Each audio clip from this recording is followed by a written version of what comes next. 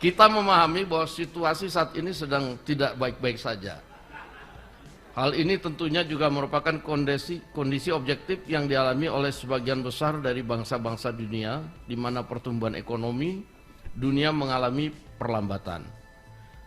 Selain itu, ancaman perang di berbagai kawasan dunia semakin tajam, termasuk yang terakhir ancaman perang dagang yang dinyatakan Donald Trump, Presiden Amerika terpilih, terhadap China dan negara-negara BRICS yang pada akhirnya akan berpengaruh ke perekonomian nasional kita. Namun tekad dari Presiden Prabowo, jadi boleh dong saya ngobrol di sini sebagai salah satu perwakilan dari partai utama pendukung pemerintah dan juga sebagai salah satu dari anak buahnya Presiden, ya kan? Nah, jadi tekad daripada Presiden Prabowo bahwa keadaan kawasan dunia yang pada saat ini sedang tidak baik-baik saja dan mengalami perlambatan, tentunya di dalam negeri juga harus kita lawan. Bahwa kemudian Prabowo harus diberi kesempatan untuk melakukan hal-hal kecil untuk kebaikan rakyat kita. Saya minta kepada kawan-kawan sekalian, hal-hal kecil yang sedang saat ini dirintis oleh Pak Prabowo dalam rangka memenuhi kebutuhan rakyat, seperti bagaimana, ya ini kan baru 1 hari program makan gizi gratis, makan siang gratis. Kemudian bagaimana nanti tadi Pak Prabowo akan berusaha yang sebenarnya selama ini bisa dilakukan. Hal-hal kecil tadi misalnya mengumpulkan lahan-lahan sawit yang selama ini sengaja tidak didata, sengaja kemudian hasilnya banyak tetapi kemudian pajaknya tidak dibayar, dan itu kemudian dicoba untuk dikumpulkan, untuk dimaksimalkan hasilnya untuk semata-mata kepentingan rakyat, untuk menambah APBN yang selama ini kurang. Bagaimana hal-hal kecil yang akan dilakukan oleh Pak Prabowo dalam melakukan efisiensi terhadap pengeluaran kementerian dan lembaga. Yang saya kemarin ikuti, ada pembelian ATK untuk seluruh kementerian dan lembaga ini jumlahnya 44,4 triliun. Hanya belanja ATK. Nah, hal-hal seperti ini, hal-hal yang kecil yang coba dilakukan oleh Pak Prabowo, melakukan efisiensi di kementerian dan lembaga. Dan kemudian bagaimana Pak Prabowo juga akan juga melakukan hal-hal kecil untuk rakyat, untuk kemudian bagaimana supaya mengevaluasi yang namanya proyek-proyek strategis nasional yang kurang berguna untuk masyarakat.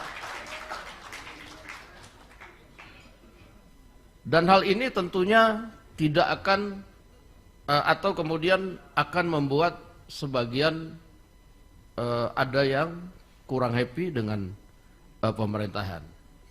Nah, oleh karena itu Pak Prabowo tetap bertekad bahwa ini harus dilakukan, apapun itu resikonya kita akan jalan. Dalam pemerintahan yang kurang dari 100 hari sudah banyak hal-hal yang kemudian ya namanya juga belum 100 hari, sudah banyak kemudian ya gangguan-gangguan walaupun kecil ya lumayan mengganggu. Dan itu tentunya kami minta dukungan kepada rekan-rekan sekalian. Tolong hal-hal kecil yang akan dibuat Presiden untuk kepentingan rakyat banyak ini tolong dikawal. Tolong dikawal.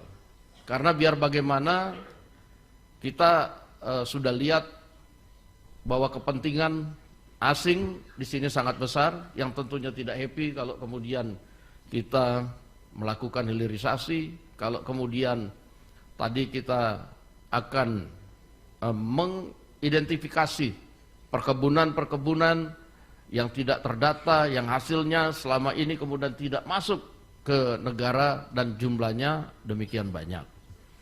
Dan banyak juga yang tidak happy kalau kemudian nanti misalnya Pak Prabowo agak keras dalam pendampingan di kementerian lembaga dengan melibatkan aparat penegak hukum, KPK maupun kejaksaan dalam rangka mengawal proyek-proyek yang bersifat besar. Nah, mungkin kado tahun baru 2025 yang baru-baru ini kita launching adalah bagaimana kemudian contoh-contoh yang bisa kita lakukan efisiensi sehingga kemudian dalam waktu selama 1 minggu kita bisa breakdown. Itu dana haji bisa turun sebanyak 4 juta rupiah. 4 juta rupiah. Padahal sebenarnya itu baru penghematan-penghematan yang kita lakukan untuk biaya perjalanan yang diadakan di dalam negeri. Selama ini yang namanya angkutan, misalnya pesawat udara itu nggak boleh ada pembanding, hanya dimonopoli oleh perusahaan negara. Nah, tetapi demi efisiensi pada hari ini misalnya itu kita ada pembanding dan ada 2 maskapai sehingga kemudian terjadilah kemudian perundingan harga sehingga itu berakibat lebih besar dalam hal penurunan biaya komponen haji. Nah, belum lagi kemudian kalau kita mau masuk, ini kita nanti mau berangkat ke Arab Saudi. Nah, itu juga penyelenggaraan tentang makanan, catering dan lain-lain, mungkin Pak Ustadz Bahtiar Nasir lebih tahu bahwa kalau kita benar-benar serius, itu efisiensi akan lebih banyak dan penyelenggaraan haji akan lebih bagus sebenarnya. Nah, hal kecil yang dilakukan oleh Pak Prabowo Subianto ini akan terus dilakukan dalam bentuk apapun dan di bidang manapun untuk kepentingan rakyat.